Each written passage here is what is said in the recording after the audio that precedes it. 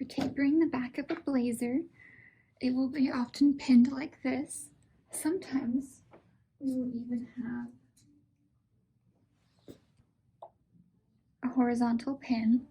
A horizontal pin means this is the 0 point. The taper should not go up above that point, but this one does not. So we will have to taper this highest pin up to 0. And this is along the back taper. This is only possible if there are side vents instead of a center vent, which this one has side vents. If it had a center vent, which would be down the center, it's not a good idea to take it in along the vents because that complicates things a lot, and we're trying to get these done quickly. So if there is a center vent, then you would need to write down these alterations, write down these measurements, same as normal, which I'll explain further in a minute, and then also add from here to the hem. That way you can reverse it and go up the side seam and divide it in half. Then you can take this and divide it in half. It is a little more complicated, but it works. So for a back taper, we are going to lay it flat with most of the fabric to the right side. And here is the seam right here. It's kind of hard to see, but we're going to fold up this neckline collar piece here. We'll take our measuring tape and we'll measure from the bottom of the collar stand, which is this black part here. Measure from here straight down center back to the head of the first pin where it enters the fabric. So that's 11.5 for the first one, which is the length. And so these alterations, or how you write them down, is very similar to how the pant looks, only we only need 2 columns, the length and the width, instead of dividing it in half. This is because as they pin it, they are folding the layers together, and as we sew it, we will also have these same 2 layers together. And from here, it's pretty much the same as with a pant taper. We will be measuring the same as usual. That's 2 1/4.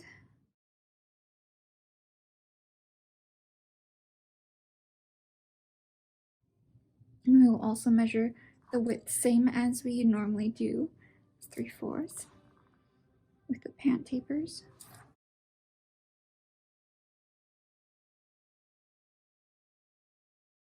So this one is a little bit sharp, and so it is a little bit odd in that way, but sometimes they get pinned that way.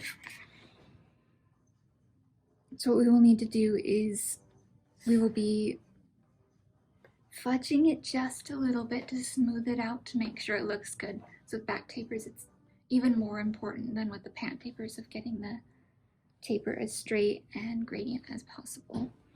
Another thing to keep in mind is back taper. Sometimes they will pin it even deeper along this area here below the vent. So we'll generally take this pin that's above the vent and carry that the rest of the way down. On this one, it varies a little bit, so you'll need to use your own common sense in what you think will look good and will fit right. This one is 1.5 and it dips to 1 3/8 and then back to 1.5. So I will probably do 1 1/4, which will be close to here, but won't be as extreme.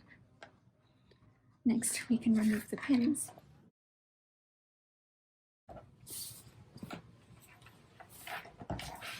We will need to open up the bottom of this.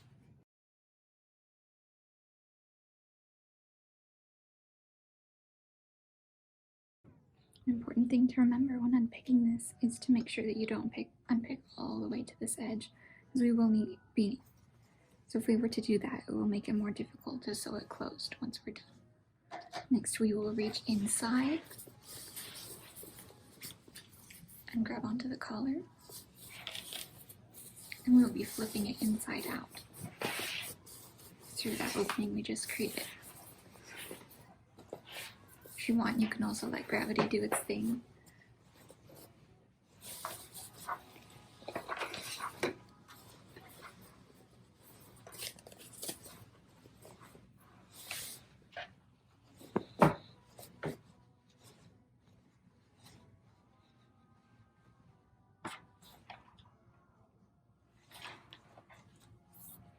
And here's how it looks from the inside.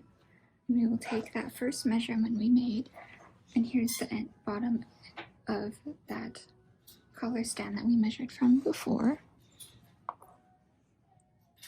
And we'll lay it flat like this so the center seam is facing up. We'll go 11.5.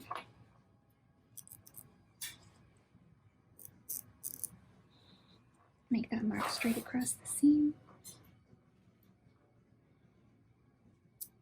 And transfer onto the side. And we'll lay it so the seam allowance will be facing towards the right. And from here, we just transfer these same markings onto here.